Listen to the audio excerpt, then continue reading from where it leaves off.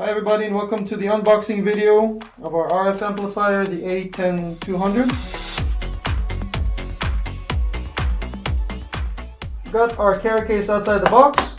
Inside we have our amplifier, the power supply, and the power cord. We also have an SMA to SMA adapter. Okay, so the A10200 has a very small footprint. We have the input on one side and our output on the other side with our power supply input.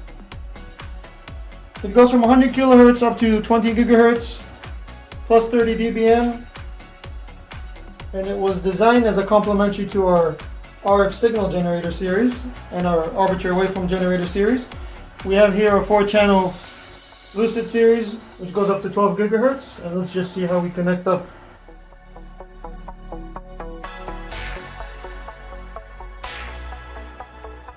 So as you can see, it's quick and easy to set up, and it's a great complementary amplifier to any signal source that needs an extra power boost. For more detailed specification on the A10200, be sure to check out our website, and for more videos, be sure to check out our YouTube channel.